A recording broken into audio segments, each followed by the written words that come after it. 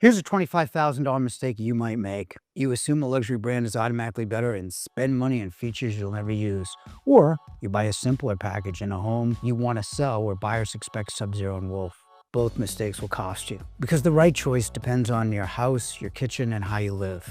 In this video, I'll show you what separates a $40,000 luxury package from a $15,000 premium package and a smart way to mix both to get what you want without overspending. And there are three places where luxury and premium really separate: cooking, ventilation, and refrigeration. Let's start with cooking. This is where the difference usually comes down to size and options. Luxury ranges are typically planned from the beginning. They may be built into the cabinets and they're often wider, and they give you more flexibility in the layout. Most premium ranges, on the other hand, are 30 inches wide and are made to fit standard cabinet openings. They're not custom, but they still perform really well. Luxury ranges can be 36, 48, or even 60 inches, so they become more of a focal point in the kitchen. You can add features like grills, griddle, French top, or induction modules. Some also include steam or speed ovens, or you can separate the layout with a range top and wall ovens. Premium cooking is simpler, but don't underestimate it. A good premium front control range can have more output than many 30-inch luxury professional models. But you still have plenty of choices in both categories: gas, induction, dual fuel, even double ovens in the same footprint. So the real question is not which one is better. It's whether you'll actually use the extra size and features. In a tighter Boston condo, a 48 or 60-inch range usually doesn't work. In a larger home, say in Hingham, Weston, or Needham, where I grew up, it just might. And here's something no one tells you: a bigger range is not automatically a better range. We sold plenty of 48-inch ranges to people who use 4 burners and never touch the griddle. That's a lot of money for burners basically collecting dust. So be honest about how you actually cook before you go with a larger professional range. Next is ventilation. This is where a lot of people make a big mistake, but keeping the same shallow hood, like an over-the-range microwave or one that recirculates the air. That's when cabinets get sticky and the kitchen still smells like last night's dinner. That is a problem whether you buy luxury or premium. If you step up in burner output, you have to step up in ventilation as well. Luxury ranges typically produce more heat, more smoke, and more combustible byproducts. And today's homes are more energy efficient and tighter than they used to be, with good windows and better insulation to keep outside air out, but they also trap smoke, grease, and odors inside. So you need a properly sized hood that vents outside. For both professional and premium ranges, your hood should match the width of the range and be deep enough to cover the front burners you cook on the most.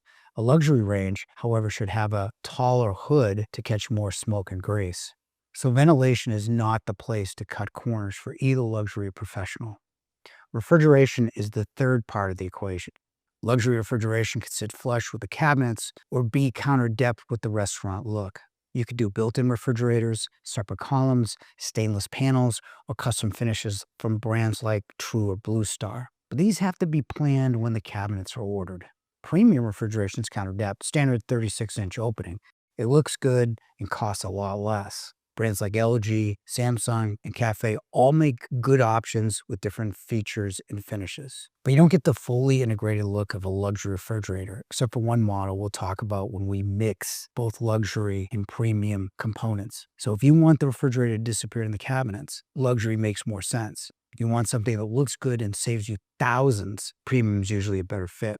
Before we get to the mixing strategy, a quick word on the extras you often see in luxury kitchens. Steam ovens add moisture back into food so leftovers taste fresh, and vegetables or fish cook more evenly.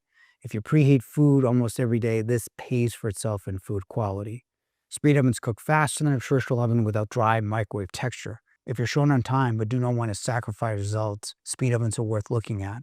Wine storage, whether under counter or full column, makes sense if you actually collect wine. If you buy a bottle at a time, skip it and just buy a beverage center that can hold everything. Built-in coffee systems are convenient if you want to make coffee every morning and want one less appliance on the counter.